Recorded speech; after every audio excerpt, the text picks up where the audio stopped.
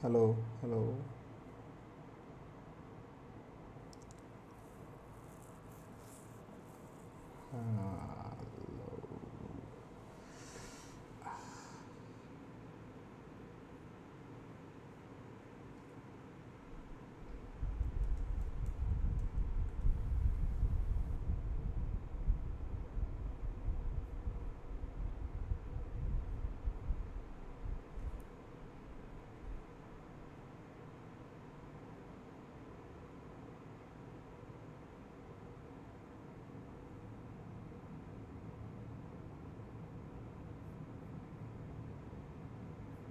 Hello. Am I audible?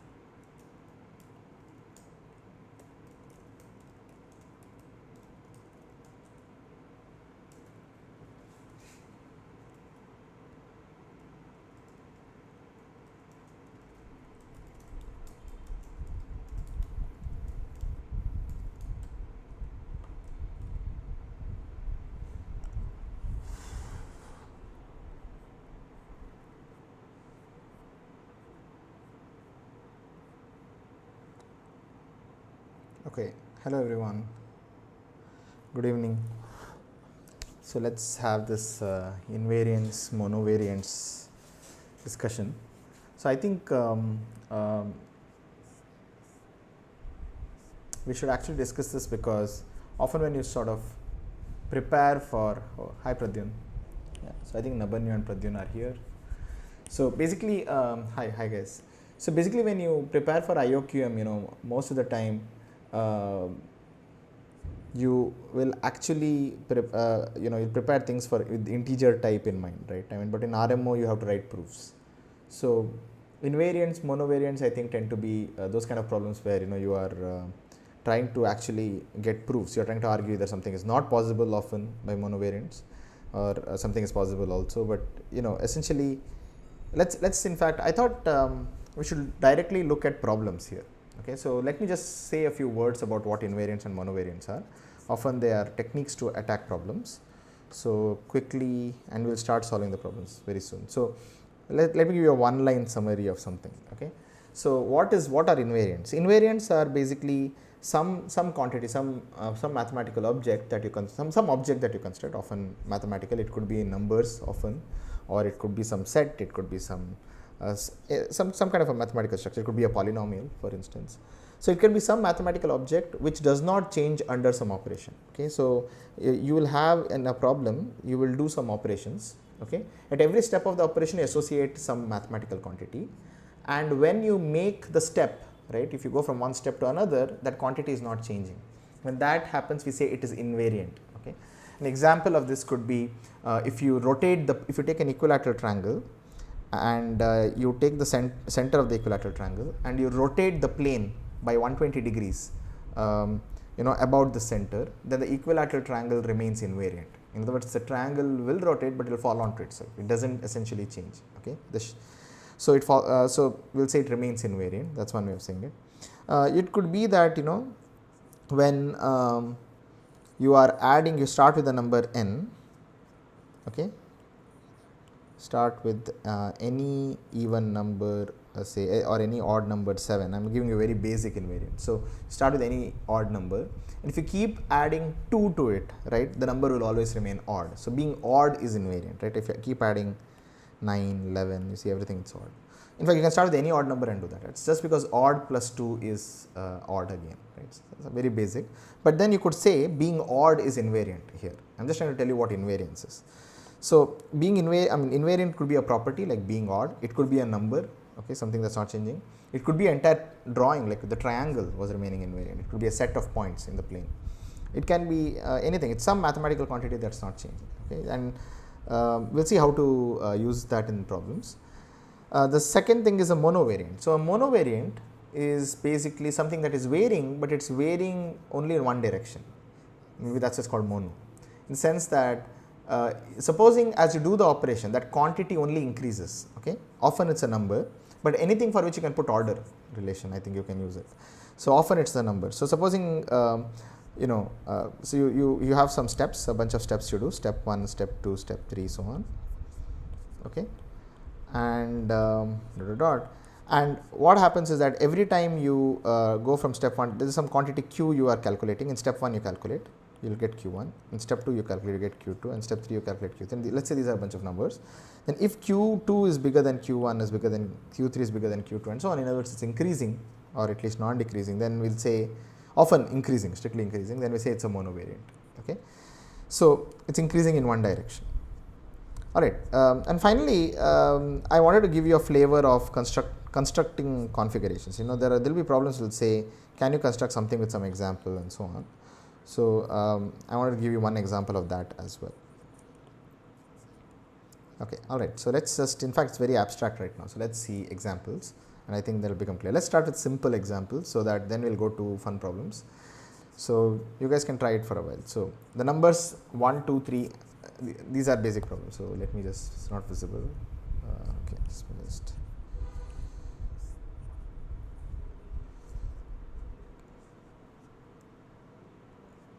Okay, all right. Now it's visible on screen, I hope.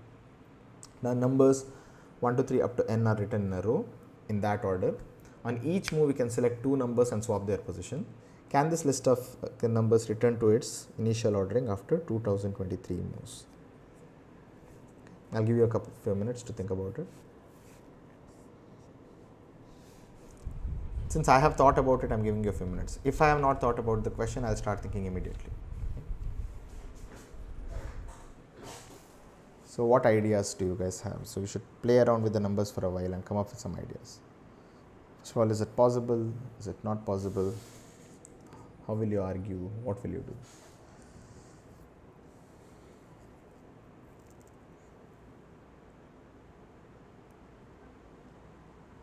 So what's the plan?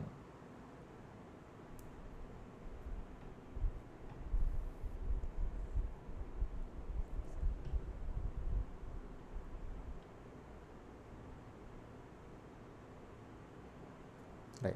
So Pradyun in chat notes that for n equal to 1 it's trivial. And I guess to swap at least you need 2. So let's say start with n equal to 2. Yeah. So let's start from n equal to 2 then. Well, it's sort of vacuously true, I guess, or else. Okay, so let's start with n equal to 2. And if n is 2, then if you make 2023 moves, well, the only thing you can do is swap, right? I mean, you can swap only, you can only do the swap the 2 numbers. Swap it 2023 times, it will not come back. If you swap once, it will change. 1, 2 will change to 2, 1. And if you swap it once more, it will come back. So even number of swaps will land you in 1, 2, and odd number of swaps seem to be landing you in 2, 1 for 2. Okay. All right. What about, so n equal to 2 not possible.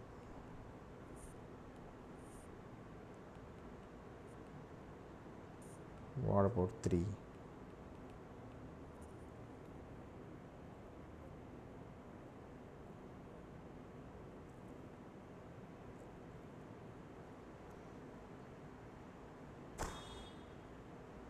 So Nabanu says that for all even numbers, no swaps will work.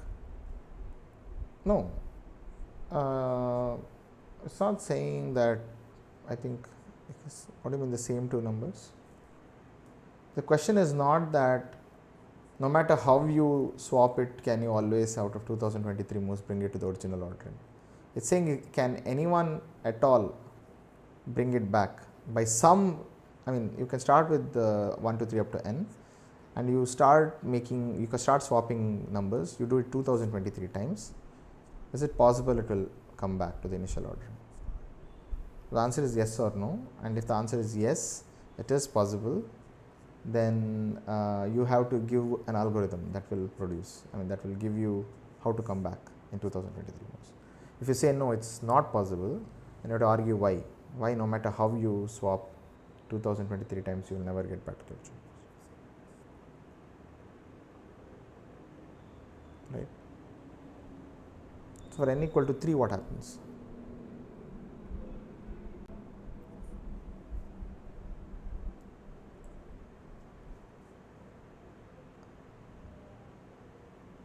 What can we do for n equal to 3?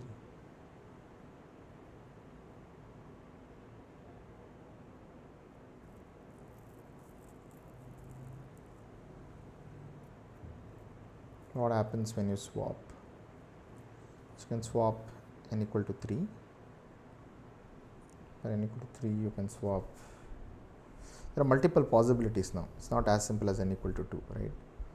So you can swap 2 of them and 2, 1, 3. You can swap back, as you said.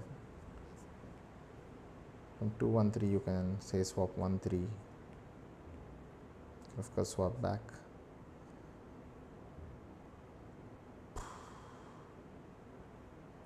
You can't directly go from 1, 2, 3 to 2, 3, 1. You need at least 2 swaps, right? Yeah. So there is no direct arrow. You go from 2, 3, 1 to by swapping 2 and 3. So you'll get 3, 2, 1. You can of course go back. Swapping is reversible, so you can. But this now you can go back and forth because it's like keeping 2 fixed and swapping 1 and 3, for example. But there are others, right? There should be others which I've missed. 3, 1, 2.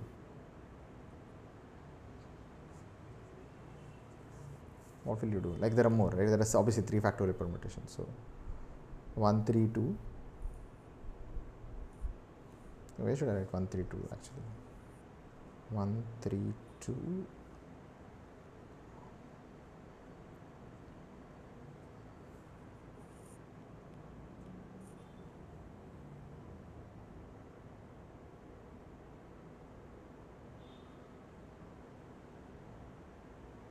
Yeah.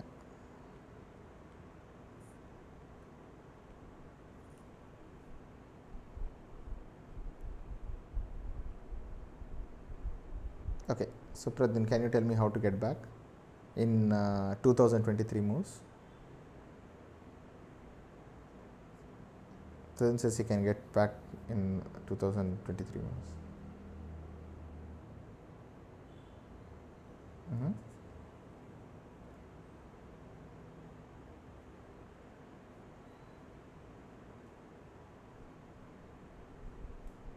Swap 1 and 2 674 times. Okay.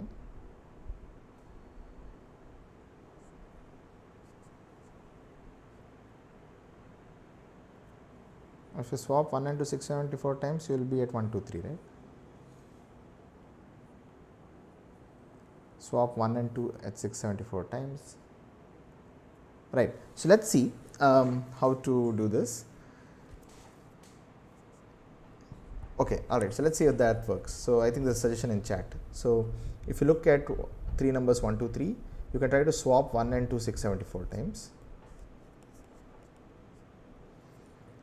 Then you, since it's even number, I think if you swap it, you will come back to 1, 2, 3 only at the end of it.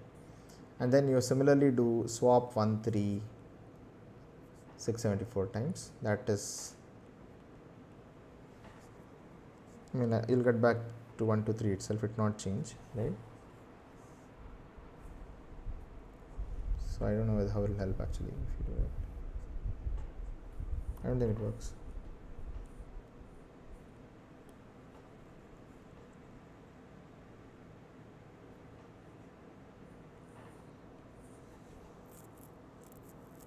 Okay, let's try to go back to 1, 2, 3. I mean, I think we didn't draw this full diagram.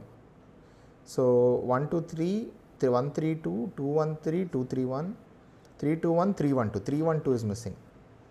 So 3 1 2, which I don't know, I have to write a I think I have to write a 3-dimensional diagram. 2 3 1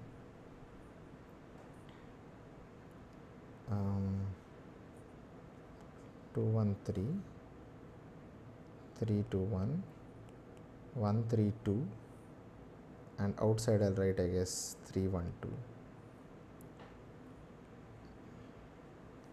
can swap. I'll just write a single arrow, but you can always go back and forth because swapping is reversible.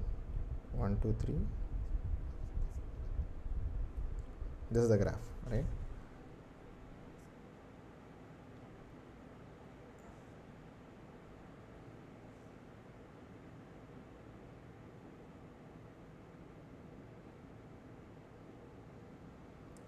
Pratin, check whether it actually works.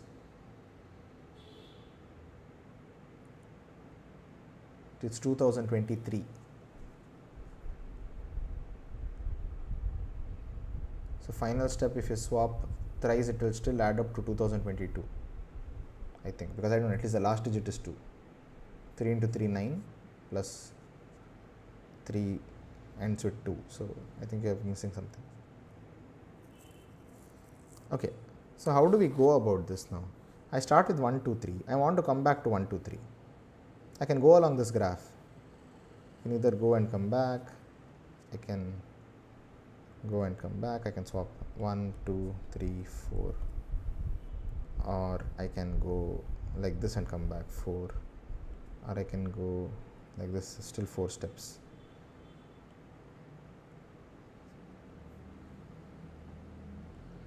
How do I go? 1 2 3 4 5 6. It looks like this graph is telling us the answer, right? It looks like it is telling, no matter how you try to permute 1 2 3, this graph seems to be telling us that basically what is the number of swaps? It's the length of the path in this graph, right? Like you start with 1 2 3 and you move somewhere and you come back. Let's say if you go 1 2 3, then swap 3 2 1, then 2 3 1, 2 1 3, and like you go along this path. Then you have done 4 swaps. Okay, that's an even number of swaps. This is also 4 swaps, even number of swaps, 4 even number. Here also even number. So this is a graph whose fundamental like sort of cycles, like this graph looks like broken into a bunch of cycles. Each cycle has length 4. Okay, so if you try to go around it, it will always be even. That's the point. Okay, so it looks like the graph seem to be indicating that if you start with 1 2 3, and if you want to come back to 1 2 3, the number of swaps is even. So if you have odd number of swaps, it's not possible. It looks like. How does one make this argument clear? How do we make sure that it's actually for 3? I mean, we should do it in general for n actually, but for 3, how do we make it? Is it obvious? So I think the main thing is that I think in the graph we can at least see that any cycle starting from 1 2 3 and coming back to 1 2 3 can, how can that be? I mean, you will sort of go around this cycle maybe multiple times or whatever. I mean, you can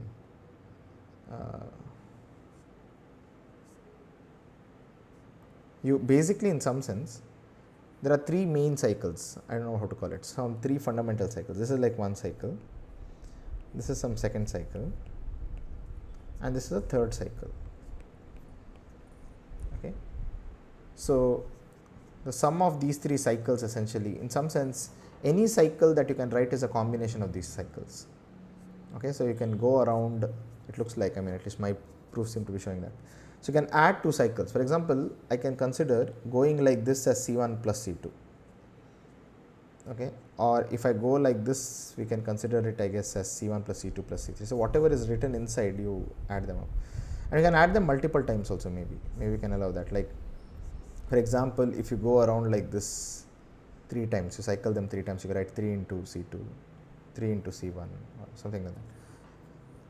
So no matter what you do, we have to argue that anybody who swaps any number of times and returns back to 1 2 3, obviously that they will they, whatever their path is, it can be written as, in our notation, as a bunch of sum of cycles. Okay. So I think we'll have to make that precise, but if you could make that precise, then I think the proof is over, because essentially every cycle that we are drawing, the basic cycle like C1, C2 and everything, the cycle length is 4. Seems to be going in multiples of 4 actually. You can't even get, I think you can't even have, forget 2023. For n equal to 3, even 2022 is not possible. Is that true? No, 2022 is possible, because you can keep, yeah, you can do this. That's why it's possible. You can just keep going back and forth, right? And I think that's the reason why it's not just cycles of this type.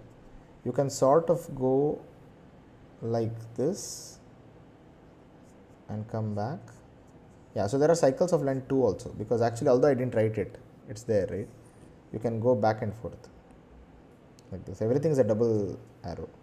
So there are cycles of length 2. You can go and come back. But whatever it is, the cycles are always even, or is even. Length is even. That's why 2023 should not be possible for n equal to 3. What about in general?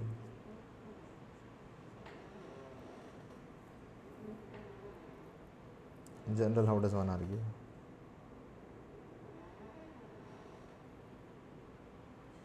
How do you guys think you will argue in general?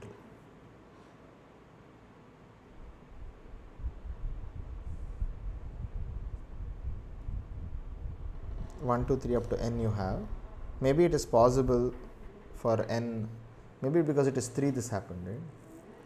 Maybe if n is 4, what can happen when n is 4? It will be more complicated to draw. There are 24 vertices. Graph actually blows up, becomes more complicated. So how do we solve this problem?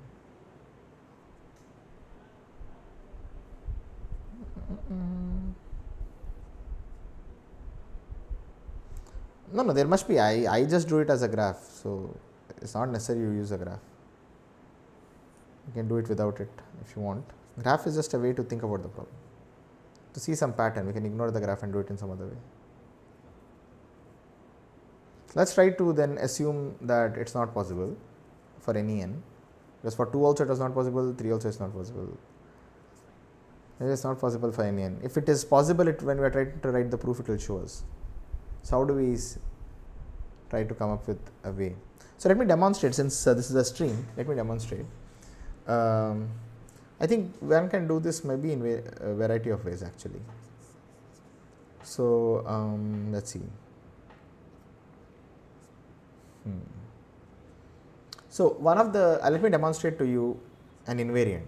So one of the techniques to prove this kind of a problem, that 1, 2, 3 up to n is written in some order, but on each move we can select 2 numbers and swap their position. Can this list of numbers return to the initial ordering after exactly 2023 moves? And let's say you decided to prove that it's impossible. So this is not going to happen. And how does one argue that it's not going to happen? The invariant way of proving this, I mean the strategy of attack at this point, is that can you find an invariant that is not changing every time somebody swaps something? If you have a collection of numbers and every time somebody swaps 2 numbers, can you come up with a mathematical quantity that doesn't change under swapping? So you should associate to the order in which people have written some object, mathematical object. And that mathematical object should not change, or something should not change in that mathematical object. Okay, so then it will give you some invariant. Okay, so or rather you see it should change, and you want to prove here it's impossible. So you should say that the value will be different. Okay, after 2023 moves. So let's try to construct such a thing. So I'll bring it out of nowhere, but I want to show you this is motivated from group theory in mathematics. Okay, in group theory they use this technique to prove. Where what we're going to do is we are going to get an algebraic invariant for this problem. By the way, there are other ways to do this. I'm sure there are simpler ways to do this, but I wanted to show you guys a nice invariant, a famous one. So instead of going through the graphs that we did for 3, let's do it I'll do it for 3 so that you guys can see it clearly. N equal to 3. For n equal to 3, let me give you a nice algebraic construction. What you do is the following. Okay, if you have associated to any order, let's say 1, 2, 3. Okay, write down an expression delta for that permutation. Let's call this permutation sigma 1, 2, 3. So, for that permutation sigma, you just write essentially here the create a new variables x1, x2, x3 and write x1 minus x2 into x2 minus x3 into x3 minus x1. Okay. So, basically for this, I mean, I am writing an example. Okay. So, I will write a couple of more examples, because if I write it in more generality, you guys might get lost. So, if it is 2, 3, 1, then delta of sigma is x2 minus x3 into x3 minus x1 into x1 minus x2. Okay. This is 2, 3, 1. All right. So, you guys understand what I mean. So, if sigma is ijk is some permutation of 1, 2, 3. Often we tend to write like sigma of 1, sigma of 2, sigma of 3, but anyway, let me write it as ijk to without complicating notation, xi minus xj into xj minus xk into xk minus xi. This is what you should associate to that permutation. Okay, if you construct this. Now, what is the point of constructing this? Okay, so the main thing is every time you swap, we can see what happens to sigma. So, let us say you started with one permutation, any permutation here 2, 3, let us say ijk, and you swapped any two, let us say you swapped I and j for a minute here. Okay. So, if you swap I and j in this symbol, okay, and that sigma dash is j and j comma I comma k, let us see how delta changes by. Okay. See, delta will become xj minus xi into xi minus xk into xk minus xj. Okay. Now, notice what has happened, xi minus xj has become xj minus xi. So, this is the negative of I mean, basically one of them is the negative of the other. xk minus xi and xi minus xk are also negative. So, are xj minus xk and xk minus xj. Okay. So, essentially this is minus delta of sigma, and there is nothing special about I and j actually. Okay, you could have even swapped j and k. It wouldn't have changed anything. The same argument would have run through, and xj minus xk would have become xk minus xj here, and so that will be minus sign directly, and other two also either would be minus sign or positive. I think here everything will be minus sign. So, what I am claiming is, in general, if you just swap any of the two variables, then delta of sigma dash is minus delta sigma. It just picks up a negative sign. Okay. So, if you swap once, you get a negative sign. If sigma dash is obtained by swap out of sigma, then you can argue that delta sigma dash is minus delta sigma. Now, do you guys see why the proof is over? Because you see, if you started with any sigma like 1, 2, 3, does not matter which permutation, you started with that, it had some delta sigma, and you swap 2023 times. Okay, if you swap 2023 times, after 2023 times, so sigma, you reach sigma dash after 2023 swaps. Supposing that is the case, then every swap will pick up a negative sign. So, delta sigma dash, every swap will pick up a negative sign. So, there will be minus 1 2023 times it will swap, and you will get delta sigma, but then that will be just minus delta sigma. But they are asking, is it possible that delta of sigma, I mean after 2023 you get back to the initial ordering. In other words, they are asking if sigma dash can equal sigma. Okay. Delta sigma dash, can it equal delta sigma? If delta sigma dash equals delta sigma and delta sigma dash also equals minus delta sigma, these together will imply delta sigma is 0. We can always choose variables x1, x2, x3 so that is not 0. For example, you can even choose numbers, distinct numbers x1, x2, x3. Then definitely delta sigma is not 0. So, this is a contradiction. You cannot, so this cannot happen. You can always choose numbers, so this cannot happen. So, therefore, this assumption that there exists a way to get sigma dash from sigma, I mean there is a way to get sigma from sigma after 2023 swaps is false.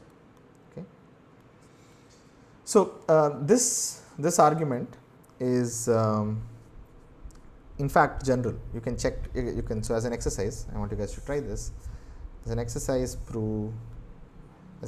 prove this for n variables. Not hard. As an exercise, show that if sigma dash is obtained from sigma after a swap,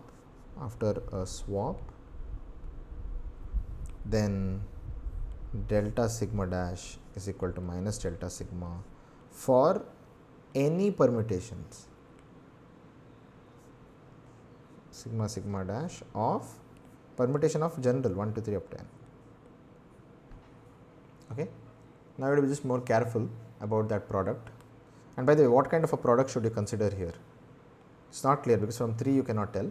You basically have to take every pairwise difference as in the product. For example, if you do it for n equal to 4, then delta sigma will have 6 terms in the product. I mean, it will be like x1 minus x2 into x2 minus x1 minus x3 if you want. You can take it in any order you like, x1 minus x4 into x2 minus x3 into x2 minus x4 into x3 minus x4. Okay, for 4 you can do this, okay, where sigma is 1 2 3 4. Okay, so you can check that if you just swap 2, then the entire thing just changes by minus. You can also distill this argument. If you just see why it's happening, you can sort of get rid of all this polynomial and directly try to argue as well, more algebraically. Okay. All right, but I wanted to show you guys that here we constructed some kind of a polynomial expression, right? Okay, is this clear? I hope it's clear to everyone. All right, so let's move on to another problem.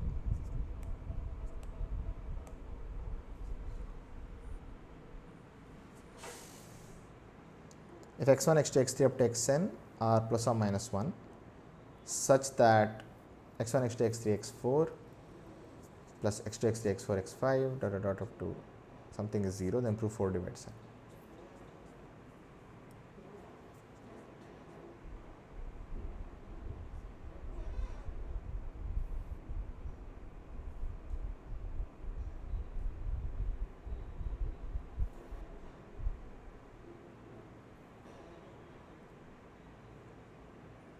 How do you solve this problem? There are n variables. They can take values from between plus, I mean, it can take only values plus 1 or minus 1, such that some expression is 0. Okay. Then you have to prove 4 divides n. Okay. So this problem I took from, oh sorry. Thank you. I can see the screen. Okay. Now it's visible. x1, x2, x3, x4 plus x2, x3, x4, x5 dot dot dot up to xn, x1, x2, x3 is 0. Then you have to show 4 divides n. And remember that x size can take only plus or minus 1. What do we do here? So anyway, so let me just maybe explain it. One way to attack this problem is, you know that all these entries are like plus 1, minus 1, plus 1, minus 1 and so on, right. In this problem, as you can note, there is no procedure or anything. So, you will be like, oh, there is no invariant or anything, there is no procedure. So, what do we do here? Well, there is no procedure, but there is a nice observation, and the observation is the following. We could create a procedure because of the following reason. If you notice x1, x2, x3, x4 up to xn, if they were all equal to 1, suppose, if they are all equal to 1, then you see that this expression is just n. Okay, this expression is just n when all of these are equal to 1. Now, of course, n cannot equal 0 because we are assuming n is at least 1 when we write this.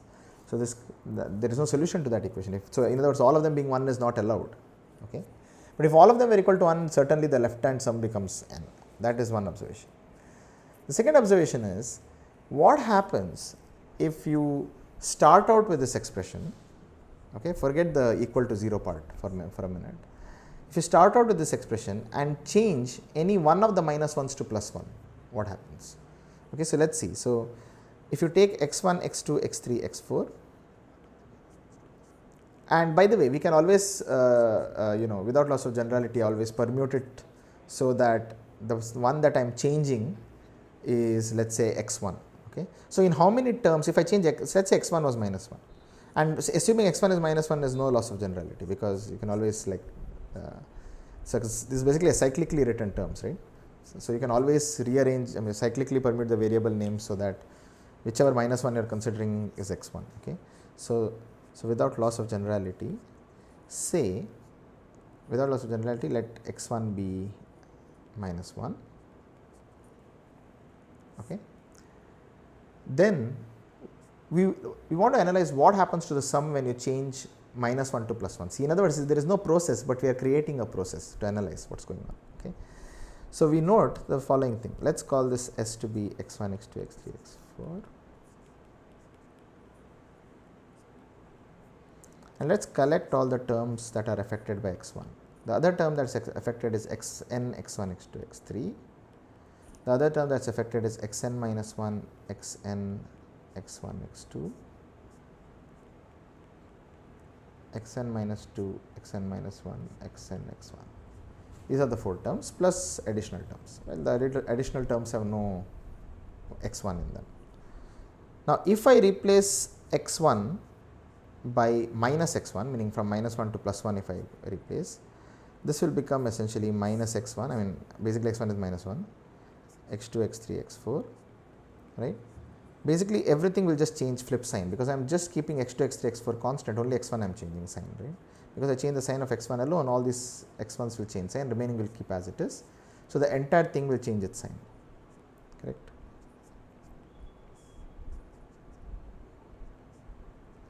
S dash is after x1 is sent to minus x1. Okay.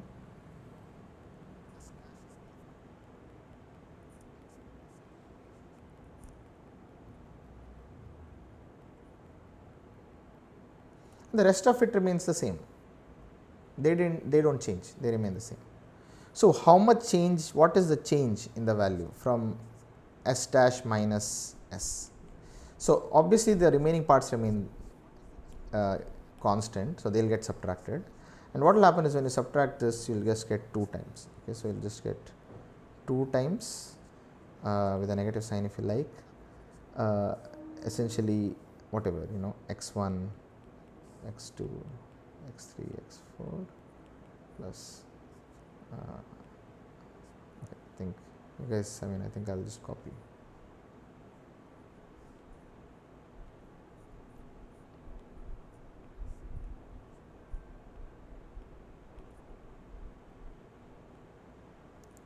Oops, I'll write that bottom.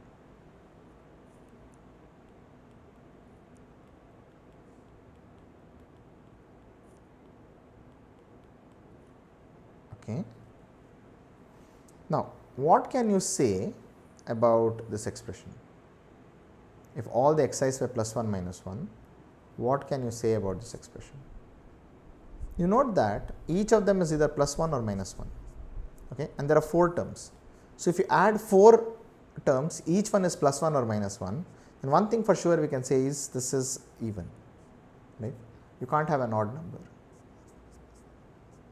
If you have 4 numbers, each one is plus 1 or minus 1, I think maybe we should prove that separately.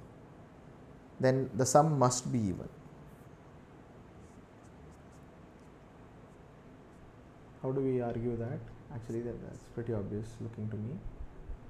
So, basically, so you can also do it by case. You can say that it's just short proof actually for this claim. In fact, I guess this is the, yeah, this is even. How do we prove? Why can't it be odd? Sum of bunch of, if you have k ones, maybe you can argue it directly, right? Supposing there are k ones and 4 minus k minus 1s, then the sum is actually obvious, I think, right? K plus minus 4 plus k. So the sum is 2k minus 4. So obviously which is even. Okay. So that's pretty, I think, clear. So Rishan notes that even number of odd numbers is even. Right, that's correct. Sum of even number of odd numbers. That's correct. So therefore, you have essentially this entire thing is even, and this even into 2 is again so therefore it's a multiple of 4. Yeah, everything is 1 mod 2. That's correct. That's another way to say it, as Rishan notes. So S dash minus S therefore is 0 mod 4. And now we have a very interesting situation. Okay. So notice this question, there was no process, okay, to do invariant monovariant. It looked like there is no process, but we created a process out of it. We try to analyze what happens, we try to understand that expression. The expression has only plus 1 and minus 1. Then we said, if you just change what happens, 1 to minus 1, the answer remains invariant modulo 4. You see, S dash minus S is 0 mod 4 means S dash is equal to congruent to S mod 4.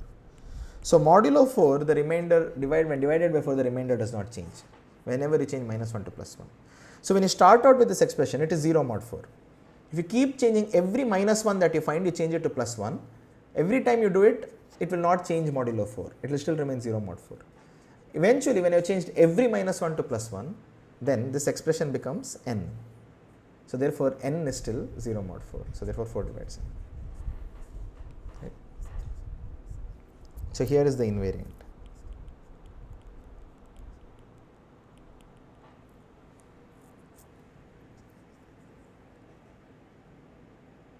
I hope you guys liked it. It's a really nice problem. It's an old IMO question actually. Okay. By the way, this is there in Arthur Engel.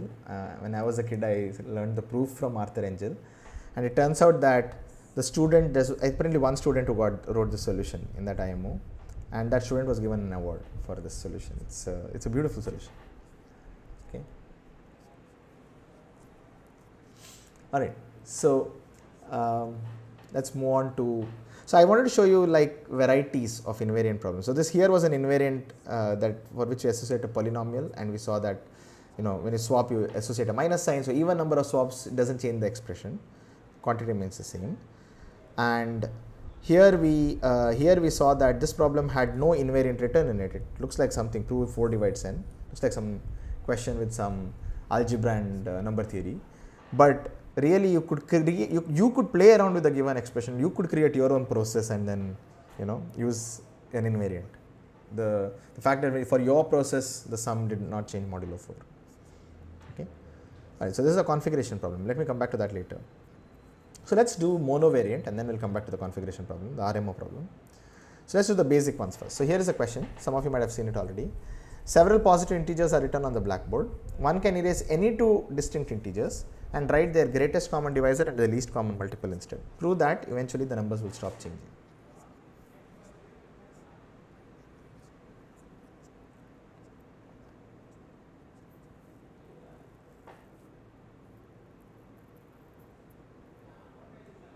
So let me discuss this problem since many of you may not have seen these kind of techniques before.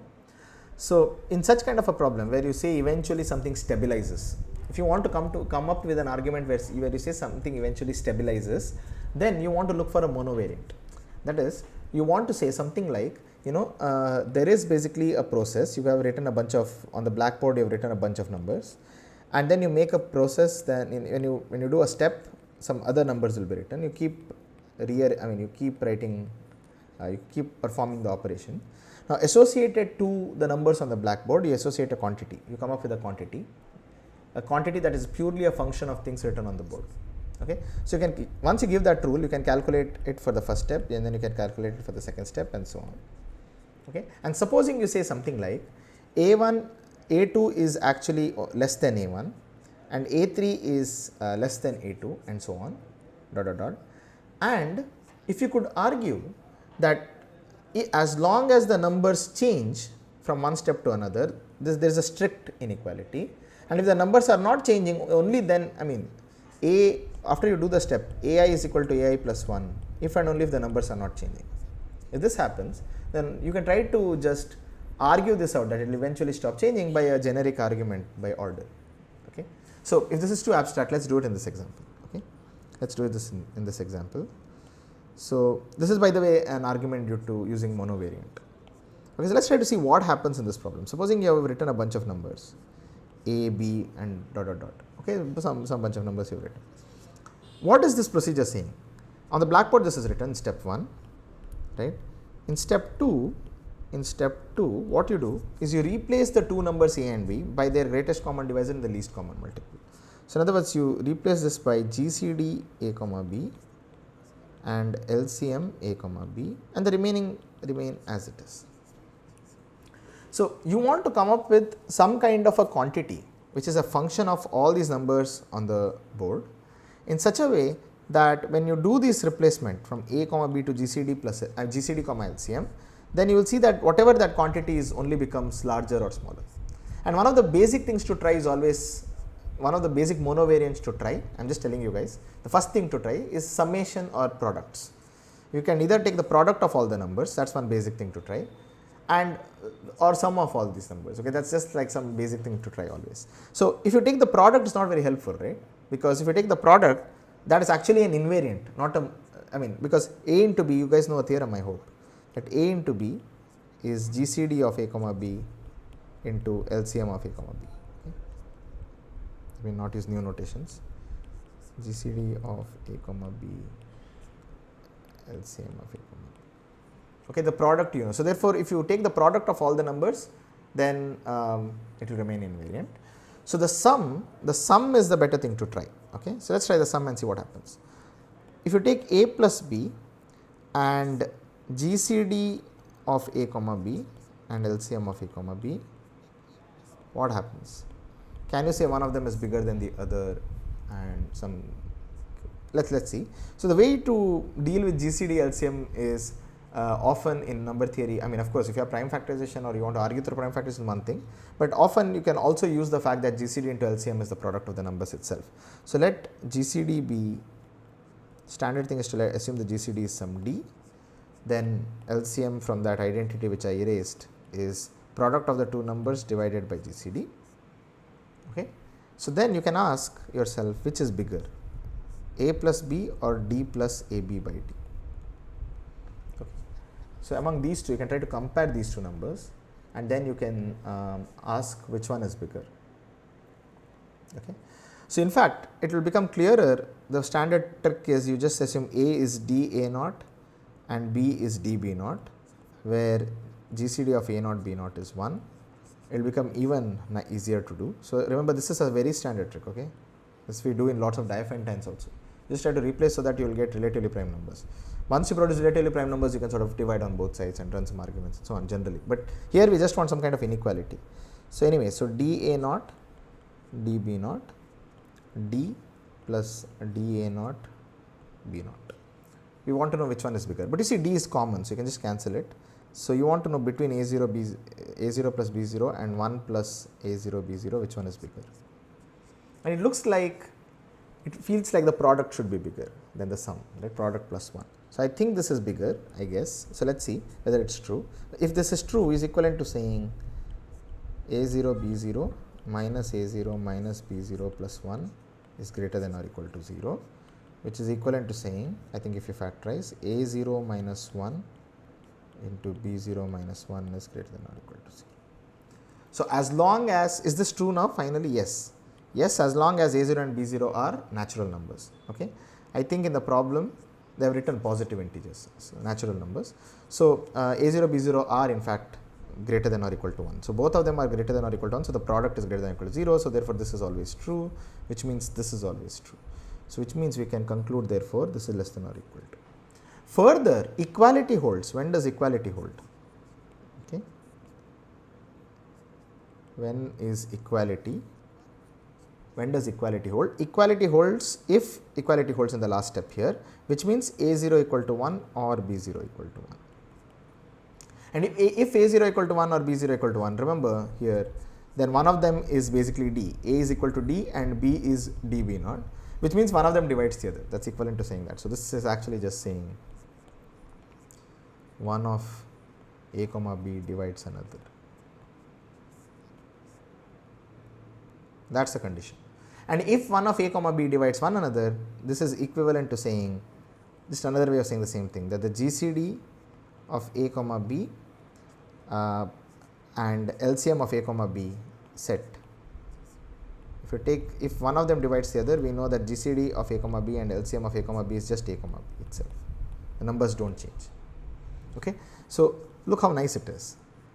Basically, a plus b is always less than or equal to GCD plus LCM, and equality holds if and only if one of them divides the other. But if one of them divides the other, GCD a comma b and LCM a comma b is just a and b again in some order. Okay, which means that the numbers are not changing. If a divides b, then the numbers have not changed. The same numbers, maybe they have swapped, but the numbers have not changed. So we can now see a sketch of the argument for this problem. What we can do is, to run this argument carefully, we first prove this claim. So, okay, if you had to write this in exam, how would you write it?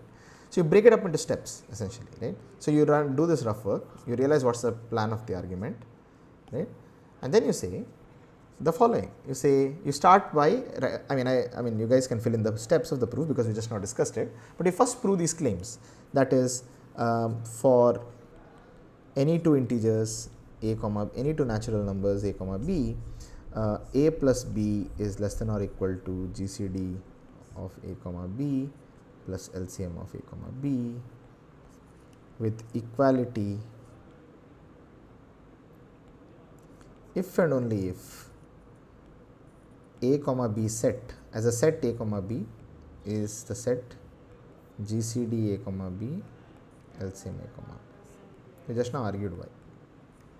Okay, you say this, right, and this is some basic claim you prove using basic number theory formulas and like some algebra. Okay, once you have made this is like some kind of a claim. You can write it as a claim 1, or proposition 1, okay, proposition 1, claim 1, whatever, or lemma. Okay, often people call it lemma. This is a key argument, right? So lemma. Okay, you can call it lemma if you like. And now you can use this lemma to do run the argument later. So now you try to write the proof of the problem for this problem. Okay, so first of all, before proof you have to make a claim. We claim that, okay, it's given prove that it's eventually, sorry, it's given prove that it doesn't change, so it's not claiming. I was thinking they were asking, can you all prove, is it possible or something. They have directly told us prove that eventually the numbers will stop changing. So we can directly write the proof, right. So what do? You just say, given the numbers, let S denote the sum of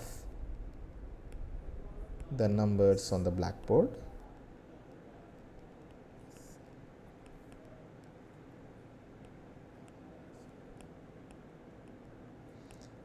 now.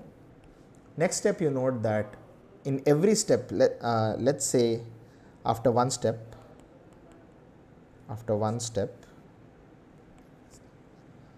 S changes to S dash,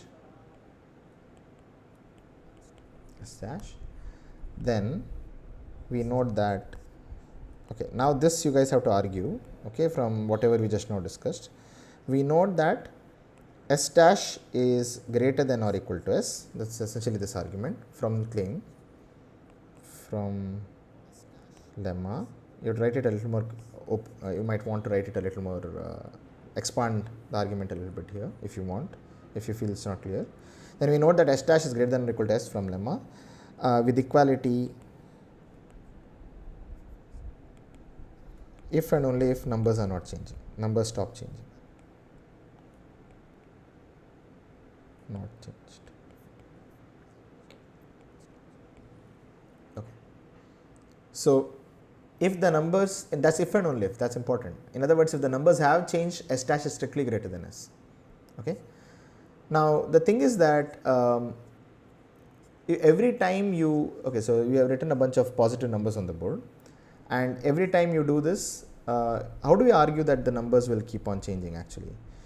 So, sorry, so what will happen to the sum when you do S dash is less than S, I think, right? Sorry. Then numbers will increase? No, it will increase. Okay, so now we have to argue something. We have to argue that eventually the numbers will stop changing, which means what do we have to argue? We have to argue that eventually it has to stop increasing. Okay?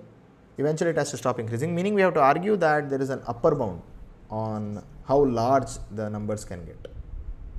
Okay, So how do we argue what is the upper bound? I think one upper bound could be, what could be the upper bound though? Depends on an upper bound. So every time, if you could argue that this sum has an upper bound, then we are done. Then it has to change, right? Every time if it is strictly increasing and there is an upper bound, in finite number of steps it has to stop changing. How do we argue that? What could be the upper bound? Maybe the product is an upper bound? What do you guys think is an upper bound? First problem. The product is fixed. So that's good, right? The product is fixed. So what's an upper bound? Yeah, so I think eventually as you keep changing, all the numbers will divide one another. It can happen. The moment everything divides one another, you are done. Nothing is changing, right? So if you write a bunch of numbers, could we argue that the sum can never cross the product?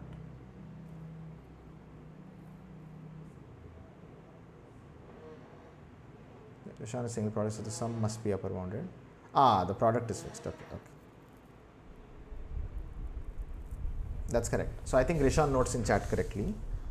Sorry for the delay. I mean, generally there's some bit of delay in the YouTube thing. So the thing is that, as Rishan correctly notes, that in every step we know that the product is an invariant, right? And since the product is an invariant, the largest possible sum, I mean, if you have a fixed product, okay, and you consider all possible numbers multiplying to that n, then if you take among all of them, since there is only a finite set, there will be a largest possible sum. Okay, so therefore, since the product is invariant, yeah, that's a great argument. Yeah, you're done. That's correct.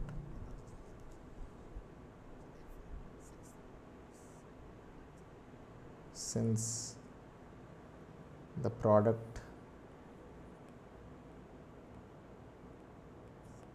is fixed, there is a largest possible sum.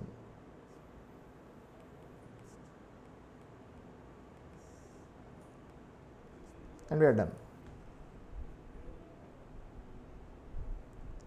Okay. So Lauren is saying we don't need an upper bound, we just need to know upper bound exceeds. No, I mean, Lauren, I think we don't need to know, we need to know there exists, we don't have to compute what it is.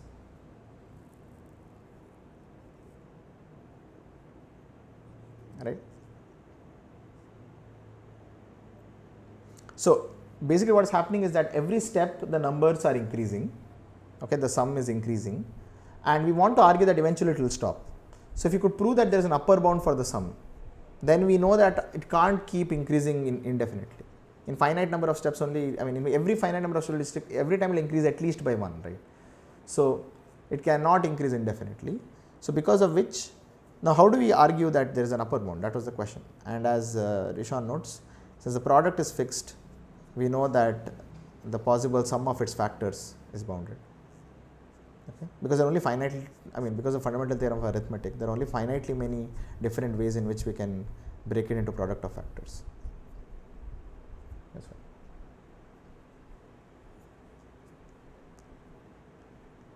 All right, so let's move on. Let's solve this problem. This problem I have not solved, so I would like to think with you guys. I don't know what is required for it, but it seems like a fun problem. Suppose we have 2 power m sheets of paper with the number 1 written on each of them. We perform the following operation. In every step we choose 2 distinct sheets. If the number on the 2 sheets are a and b, then we raise the numbers and write the number a plus b on both sheets. Prove that after m into 2 power m minus 1 steps, the sum of the numbers on all the sheets is at least 4 power m. Oh, sorry. Thank you, Rishan. Sorry, I'll be more mindful of that. Okay, I'll look here.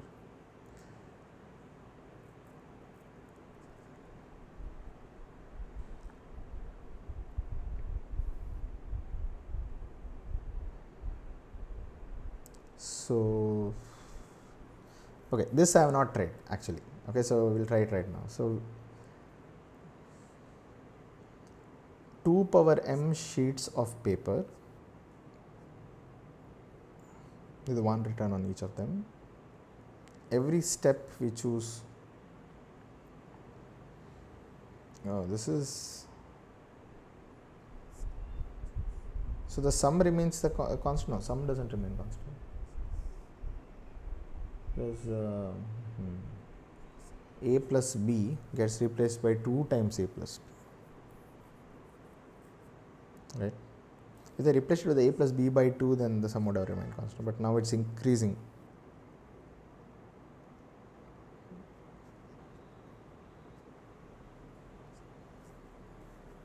Oh, induction?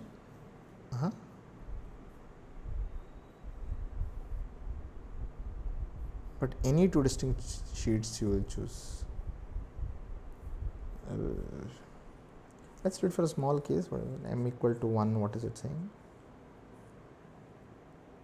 There are 2 sheets of paper. When m equal to 1 is trivial, I think.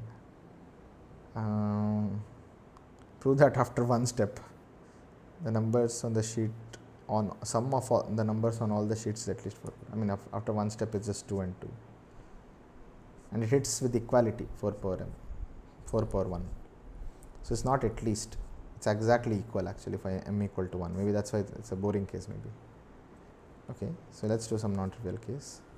Why are they saying at least? M equal to 2 and 1, 1, 1, 1.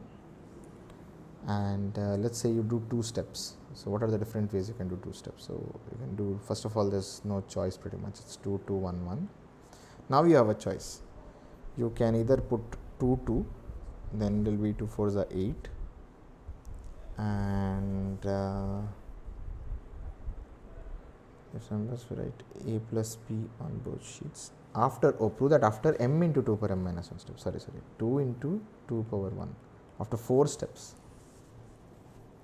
After 4 steps is what we have to consider. Okay. Why m into 2 power m minus 4 steps, meaning you can do many things, I think. 4, 1, 1. Or you could have done, why not take 2 and 1 weirdly? Let's do this. 3, 3, 1, and 2, 4, 3, 4. I've done how many steps? 3 steps. Not yet done.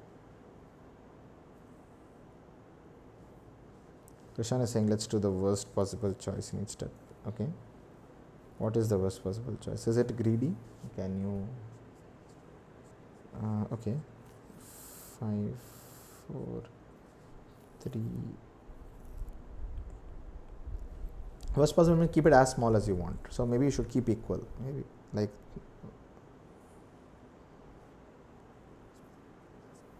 So the worst possible would be what? Trying to keep it as small as possible, I guess. 4, 5, 6.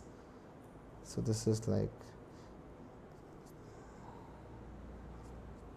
This is 4. This is 6.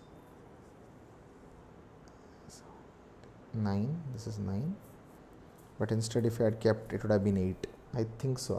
I'm guessing that it's better to have kept it 2, 2, 2, 2. That would have given you the least at every step. This is 13 and 10, 18.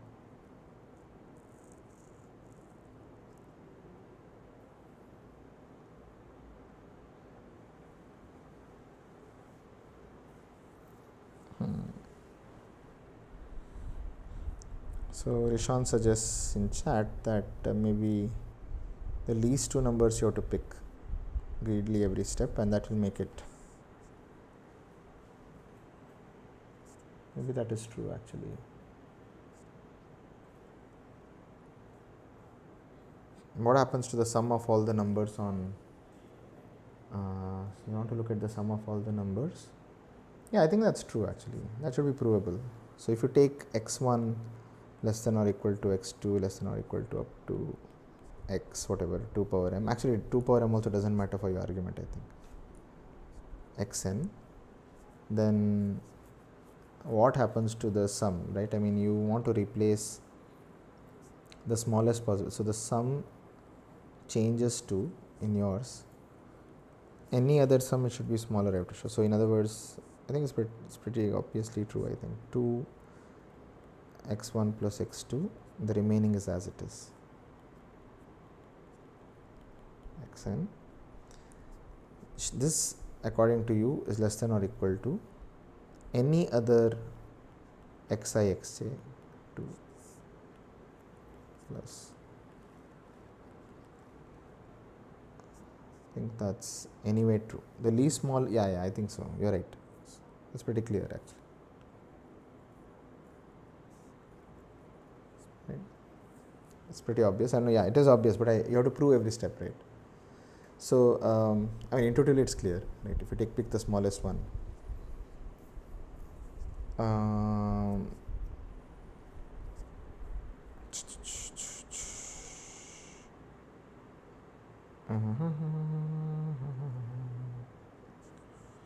think Lauren is saying after 2 power the sum is at least just following the worst possible choice argument by induction. After 2 power m minus 1,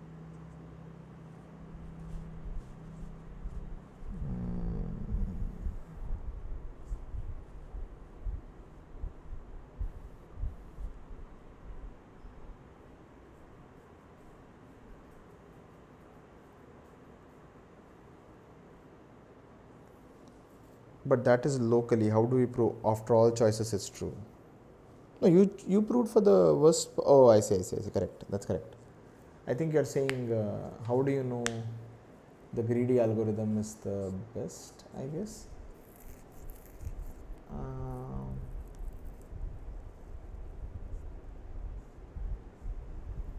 No, it's true, right? At every step you prove that it will remain smaller than any other choice.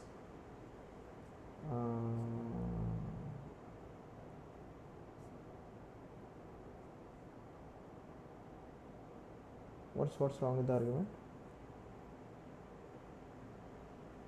You're done, right? What is the problem?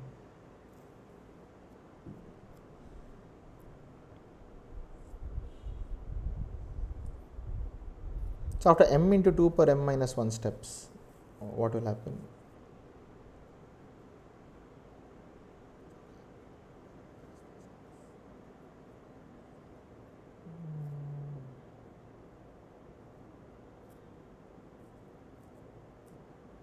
Yeah, that's true actually. Okay, yeah, we are done. So I think Lauren sort of has written the argument in chat pretty much, right? So if you look at, I mean, I'm just repeating Lauren's argument in chat. So every time, I think you already saw the following, that basically the argument is greedy, essentially. So you show that you do basically one has to prove that this greedy algorithm works. And that's essentially the main heart of the argument. Prove that inequality, we are done. Right. By the way, I think this was some international math Olympiad shortlist question. I don't know which year. I thought it's some ISL question. Somewhere I saw it's an ISL question. I don't know whether it is. It looks too easy to be international shortlist though. Or maybe we made a mistake and our argument is not rigorous. I don't know. I think it looks correct enough.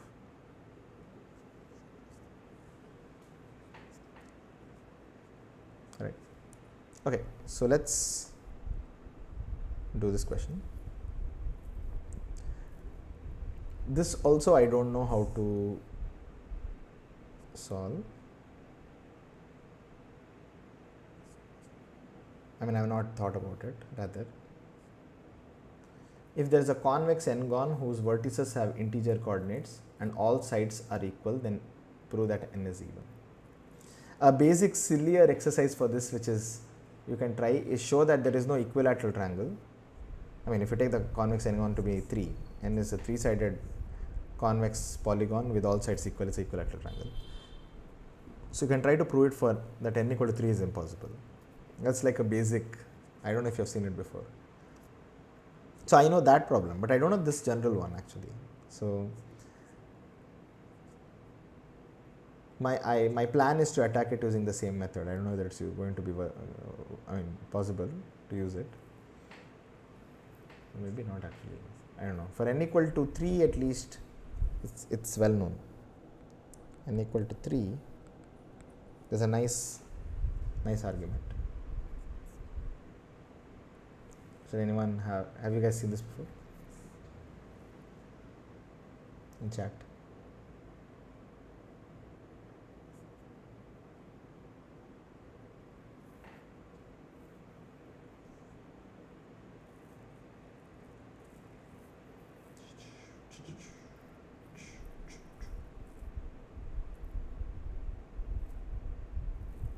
Okay, so n equal to 3 you should try. So let me demonstrate that.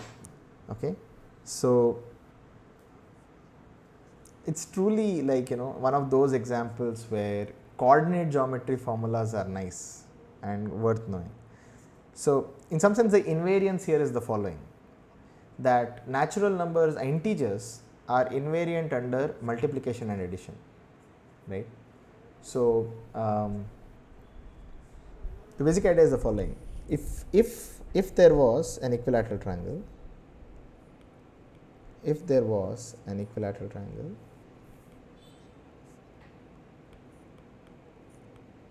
whose vertices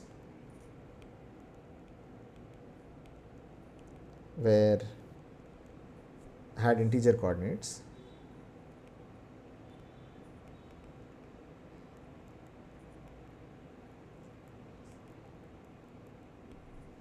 okay, then what do you think will happen to the area? That's the hint. The hint is areas. What happens to the area of the equilateral triangle? Think pure geometry and coordinate geometry both. Like, what would be the area of the equilateral triangle?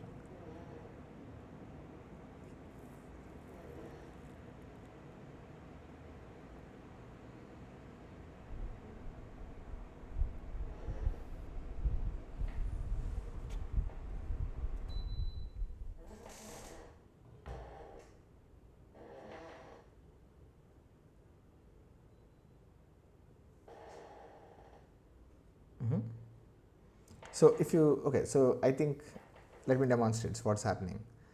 If you had a equilateral triangle which had coordinates x1, y1, which is both are integers, x2, y2 would both be integers, x3, y3 are also integers, okay.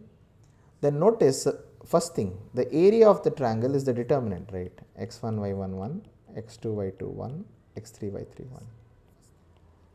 This is the area of the triangle. Okay, if I call it ABC. This is the area of triangle ABC. But if x1, y1, x2, y2, x3, y3 were integers, then you know, this entire thing would be an integer, and it will be integer by 2, right? It will be of the form integer by 2. But on the other hand, from pure geometry, we know the area is root 3 L square by 4, right?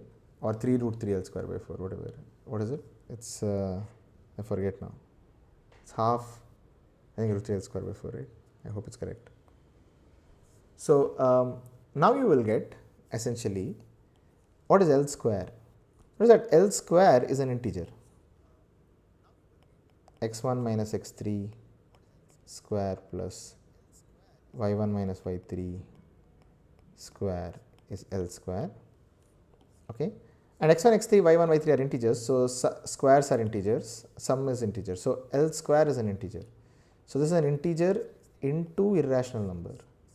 So the right hand side is irrational, the left hand side is rational, contradiction. So therefore we cannot have, basically, it's very nice that the coordinate geometry tells you what's going on. So basically we'll get that equilateral triangles cannot have all integer coordinates. You know, it's almost a pain for problem setters if you are teaching coordinate geometry. Often we have a habit of giving all integers as coordinates to make things nice. But if you want to work with equilateral triangles, you invariably get a root 3 somewhere. You will see that in coordinate geometry problems. You just can't avoid it. Okay, anyway, that's something nice to note. Anyway, but the question now is that Why is this true in general? Like if there is a convex n-gon whose vertices are integer coordinates and all sides are equal, then why should n be even? So is it that the odd ones will always have some irrational number like this? Can we run a general argument? I don't know, I have not thought about this, as I said. So I know it for n equal to 3, I thought I will do something similar. Can I get a reason why it has to be even? I mean, again, we can try to run this argument, right? You can take a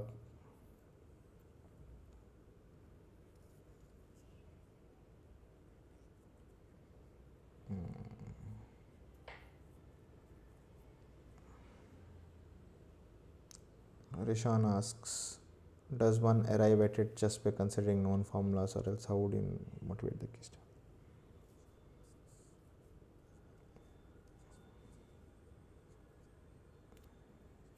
Yeah, I think in mathematics in general, you know, people who come up, I mean, when people come up with some invariant and all, I don't know whether, I think it's motivated, the motivation is generally often hard to come. I mean, they look at all the known things and compute, I think. Yeah.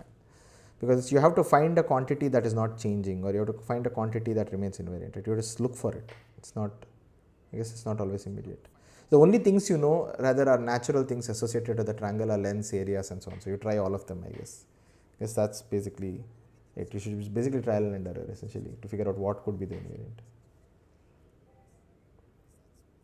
So, but why is it for odd though? Why is it for odd? I mean, if you have a odd convex polygon, but by the way, please note guys, it's not regular. Nobody said that it's regular. It's just convex n-gon, all sides are equal.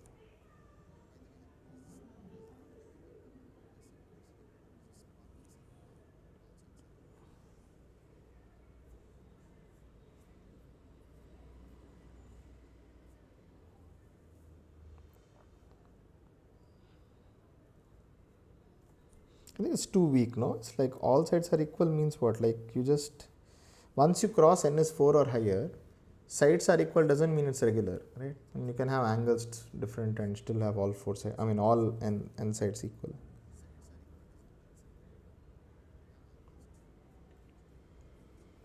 You can break it up into triangles, but they need not be equilateral, right? How will it help? Oh, my plan is doomed, I guess. Why not have, I mean, it's not necessary that any odd sided polygon will have irrational area, right? It's not necessary. And further, how do I use these are equal?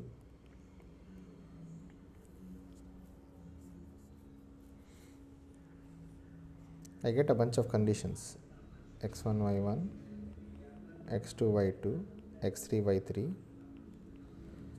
x4, y4, x5, y5.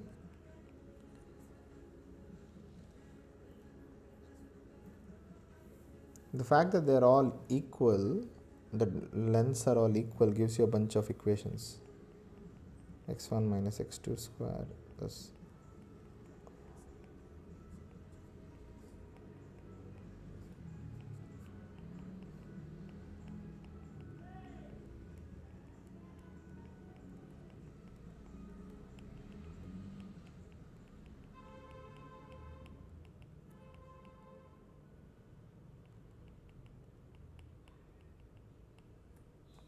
some length square,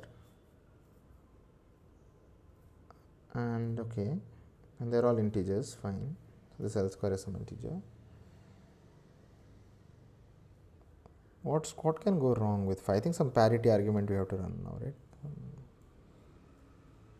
If you add all the equations of phi, you will get on this side some parity odd maybe, and something you can have to argue this side must be even or something. Let's see. Everything will come twice. x1 square will come twice. Yeah. Okay. So I am hoping something nice happens. So summation xi square plus 2 times summation yi square. It's even. Awesome. Phi L square. Okay. What remains is also even. I think we are done, no? 2 times x1, x2 y1, y2 in summation, whatever. Wait, if you add this, is it even? Is it correct? Is the proof over? Left hand side is even and the right hand side is odd, or did I make a mistake? I think everything is getting counted twice.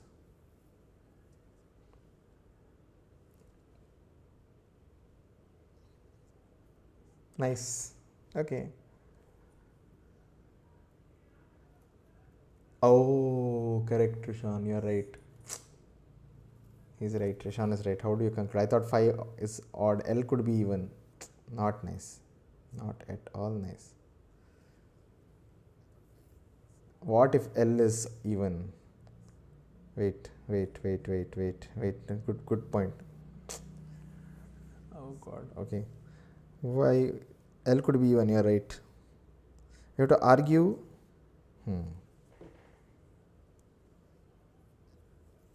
L could be even. Shah. Such a nice solution. Okay, all right. L is okay. I think we can salvage it somehow. I will salvage it. Let's see. So L is even. L is even. It can happen.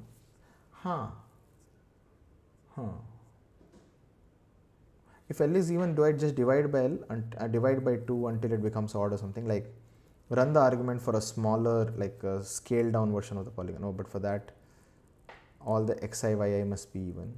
Maybe we'll argue that. Maybe we'll argue that if L is even, then have I used everything? I have not used convex actually. Maybe that's the issue. If L is even, well, if all the xi's were even, xi, yi were even, I could have always scaled it down, right? That's for sure. So let's assume for a minute that L is even, but one of the xi, yi, like let's say x1, y1 is not really even. Okay, if x1, y1 is not even, one of the x1 or y1 is odd, then what will go wrong?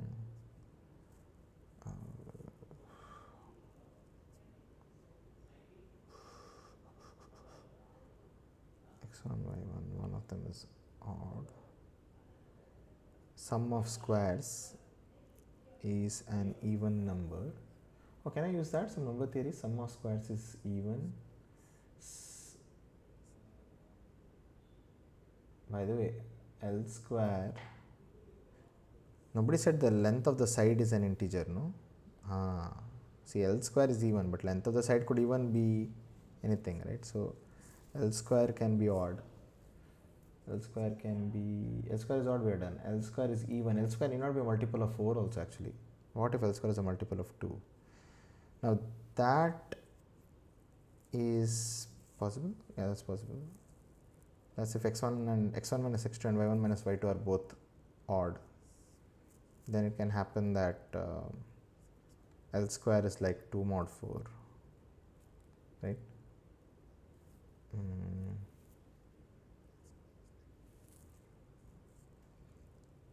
We are in trouble.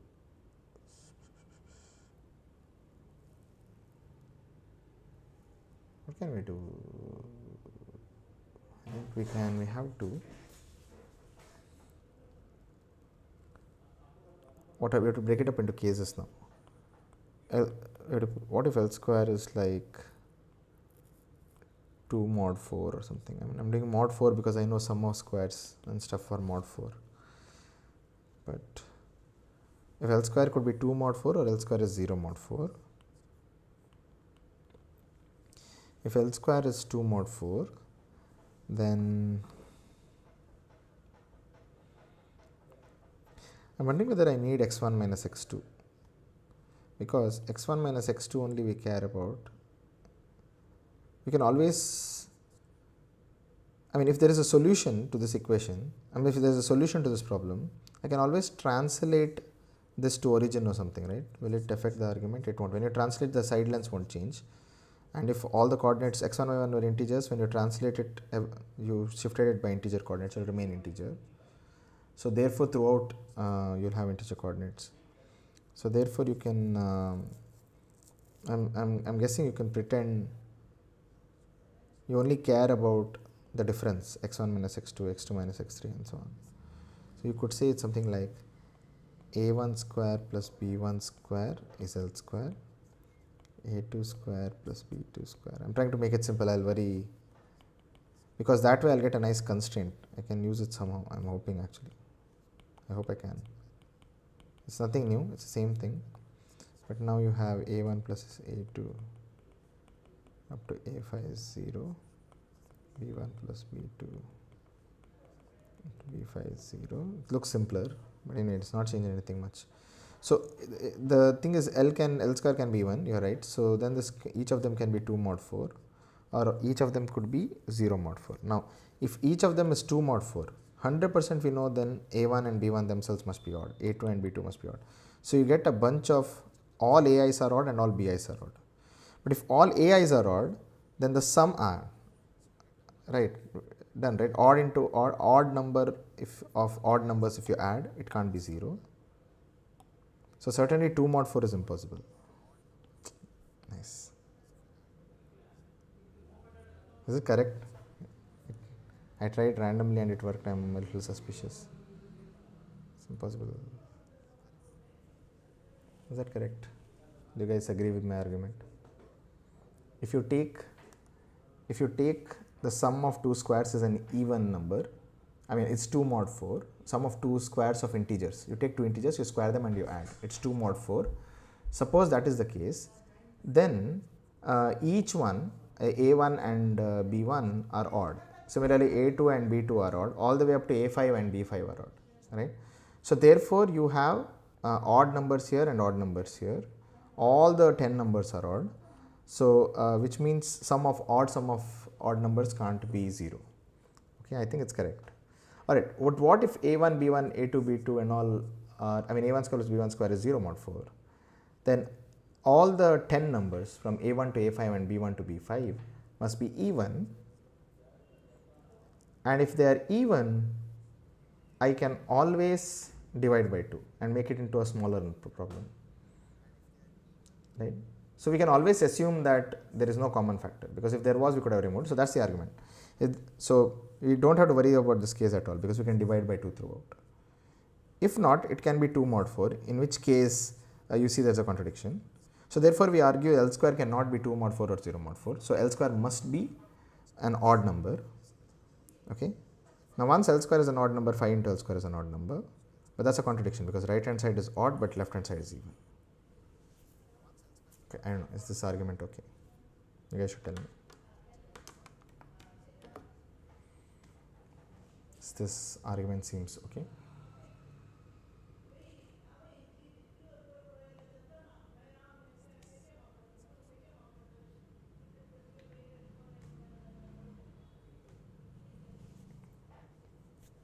Hello everyone. I can't see your comments. Should I go over the whole thing again or something?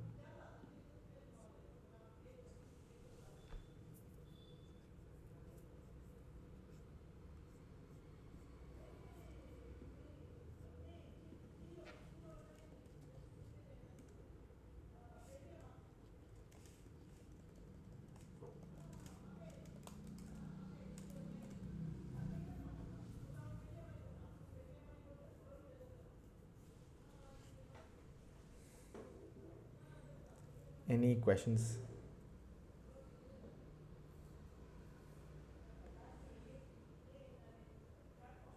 I think this can be done in general. Nothing about phi was essentially used. We can just generally work for any n, right?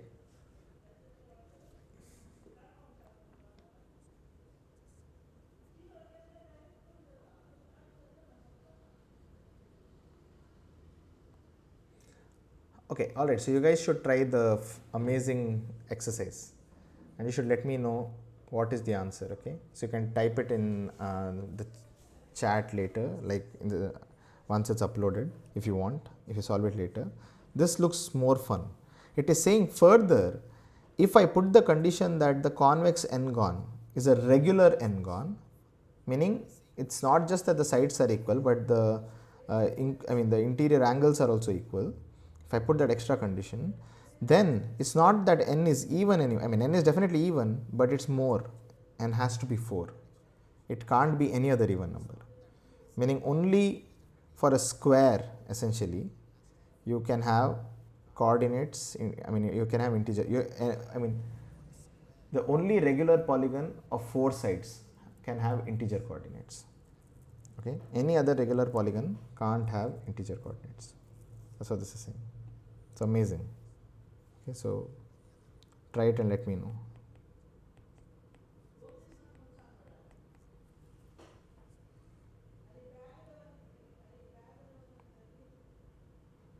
Right. So we had left with one last problem, this particular one. This is RMO 2017. And this is an example of what people call a configuration construction problem. Like, let's read the question. It says consider n square unit squares in the xy plane. Okay. Oh, there was a question regarding that.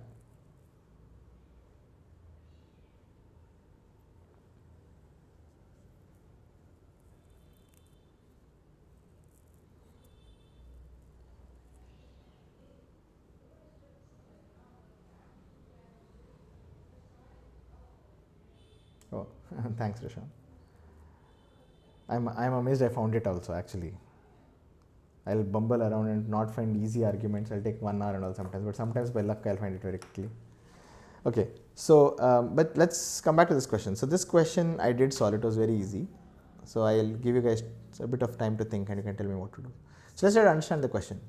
Consider n square unit squares in the xy plane centered at point I comma j with integer coordinates. It is required to color each unit square in such a way that the 3 squares with centers I, k, j, k and j, l have distinct colors. What is the least number of colors needed?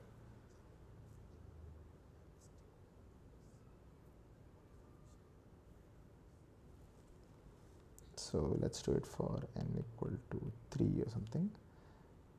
Basically it's 3 cross 3 square.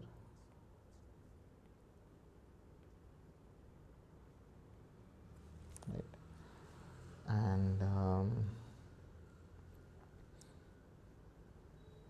starting from like 1 comma 1, 1 comma 2, 1 comma 3, then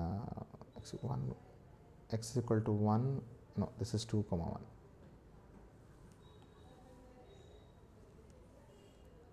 2 comma 1, 3 comma 1, 1 comma 2, 1 comma 3, 2 comma 2, 3 comma 2, 2 comma 3, 3 comma 3.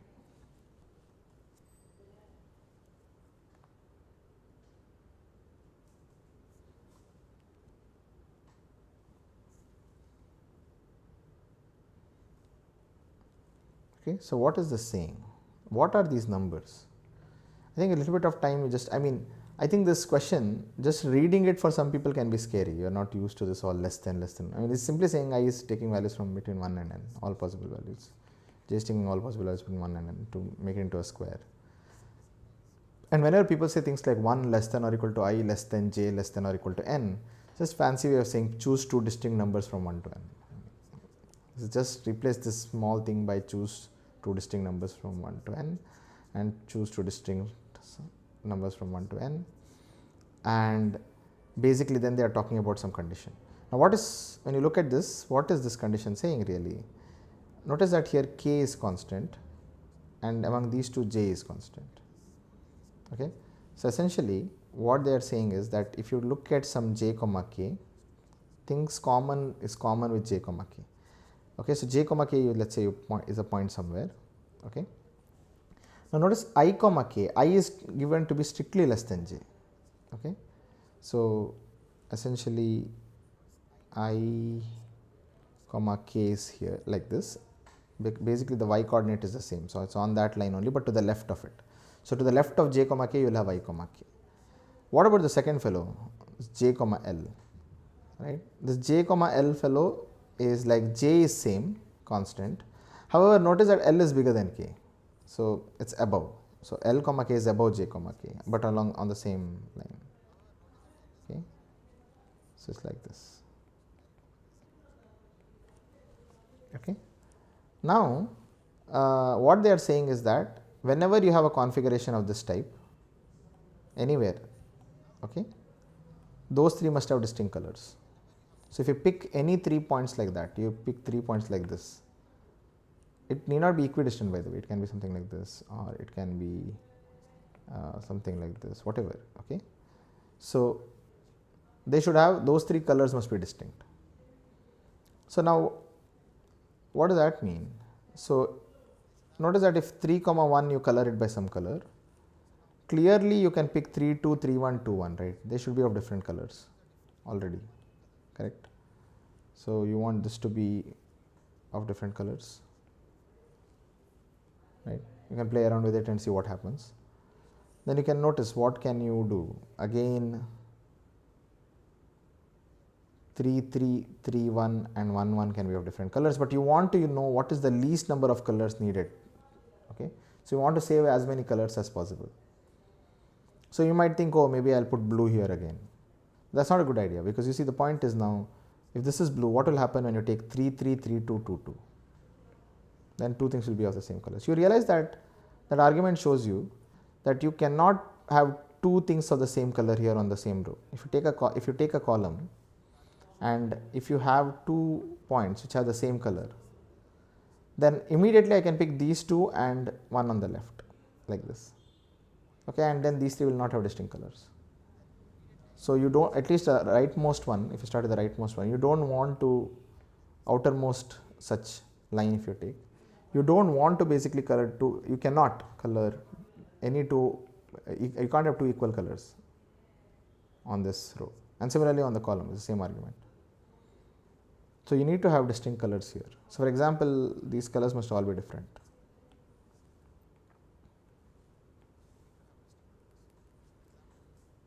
Has to be, there is no other choice.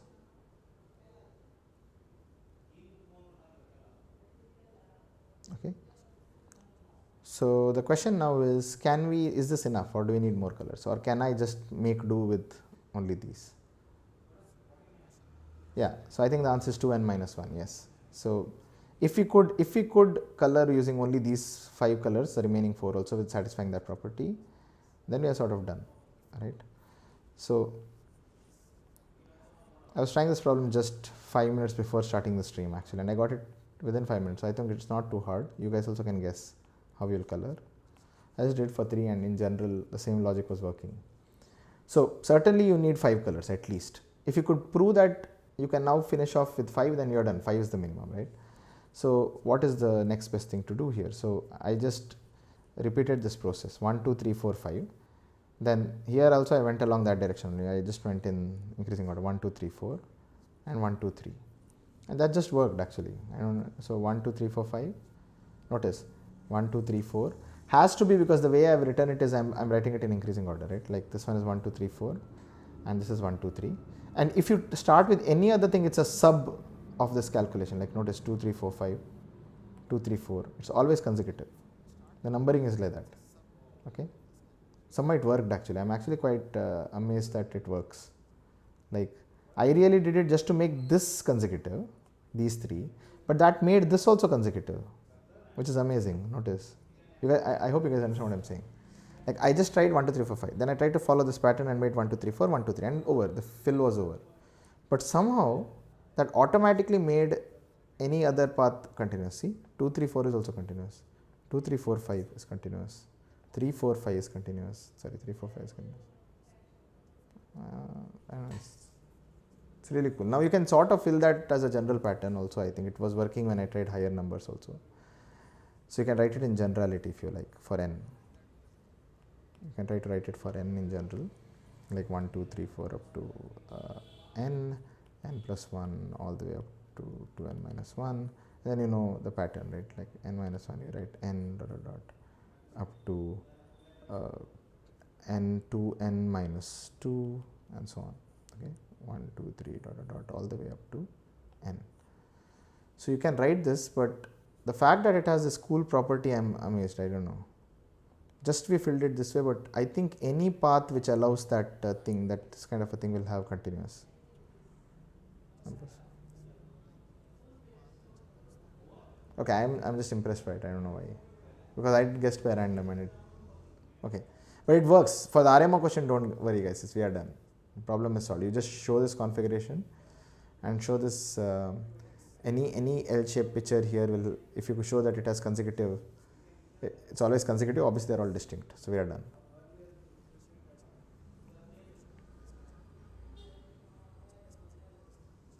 Abhi is asking, how do you write an RMO style proof for this? So RMO style proof would be what? You argue first of all, at least 2n minus 1 is needed by this argument that the outermost one should have distinct colors. You argue that. And then you show 2n minus 1 is possible by explicitly writing this thing. I mean, you explain the pattern, right? 3 dot dot dot n and 3 4 dot dot dot n and n plus 1 like this. And if you want, you can try to write, I think, I mean, I guess the best way to do it might be just coming up with a formula, but I think the formula will look really ugly if you try to write. I wonder, I mean, you can write, I guess. What is the ijth entry of this matrix? It looks ugly though. So I guess starting at the, I mean, the ith guy is n minus the first row, like for example, aij. Yeah, you can draw the big box, I think, as long as the pattern is clear. But if you want, you can write the matrix. I'm just trying to see if I can write the matrix very quickly. Like for example, A1j seems to be when A11 is n and it's n minus j plus 1 or something. A1j, right? That is, if j is 1, it's n. If j is n, it is 1 and it is decreasing one step at a time. So yeah, that's correct. And you know that the ith entry, if you know that the A1jth entry is n minus j plus 1, we know we are always writing it in increasing order as we go down and then turning. So I don't know, it's writing the formula for it can be tricky. Is there a nice formula to write? I think here there's a pattern, but I think this is all decreasing anyway, right? This also is decreasing actually, so it's not hard to write. Aij, yeah, it should be easy to write. So A2j would be if you add plus 1 to everything. Okay, so A2j would be adding 1 to it, so that 1 will become 2. So it's just n minus j plus I think. So n comma n gives you n, correct. It's perfect actually. An comma 1 is n plus 1 minus j, which is j is 1 and I is n. Yeah, 2n minus 1 is correct. It's very simple. Okay, it was not that bad. Aij is just n minus j plus I. Maybe that only explains the pattern.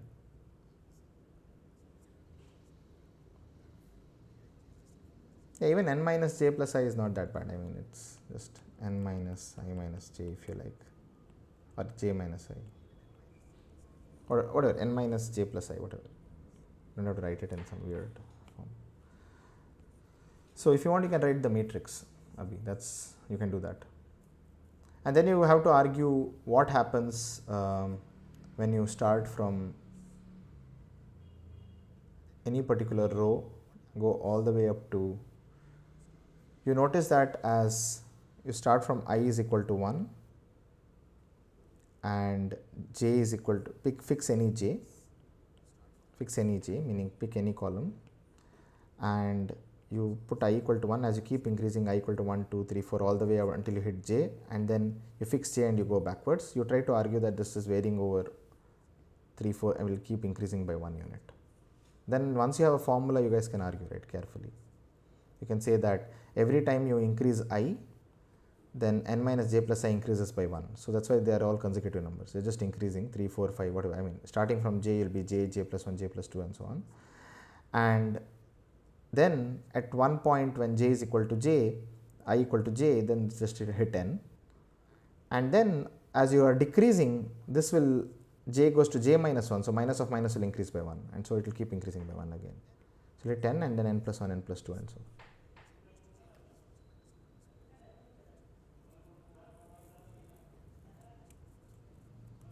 I think you can argue. Once you get a formula, it's easy to argue.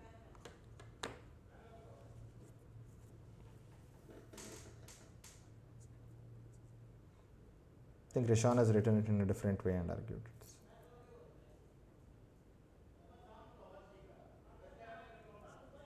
Okay.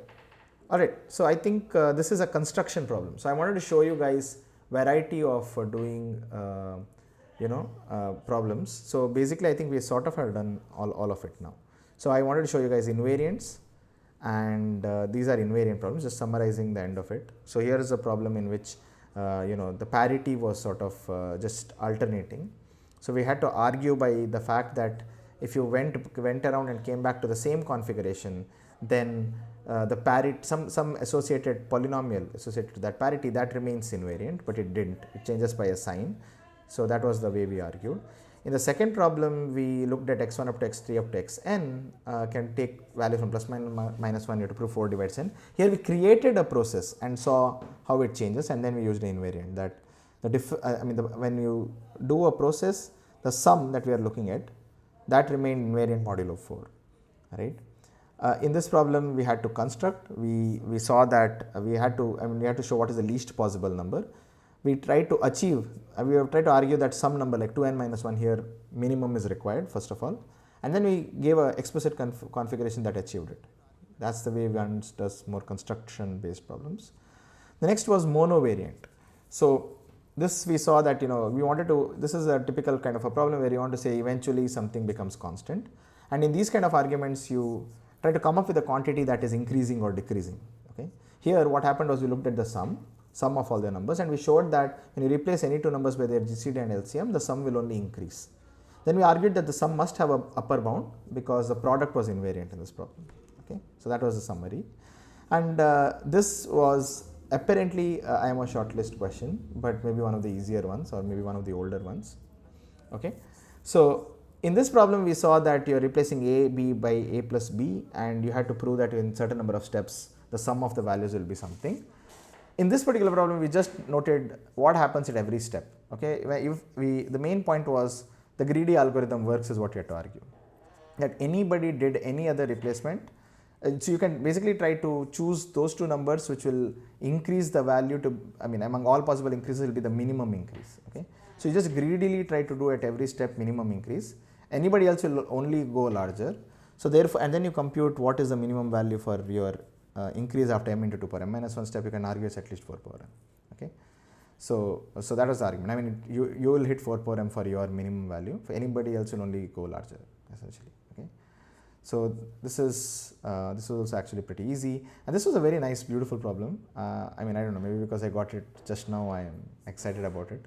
But this was a question where we said if there is a convex n-gon whose vertices have integer coordinates and all sides are equal, then show that n is actually even.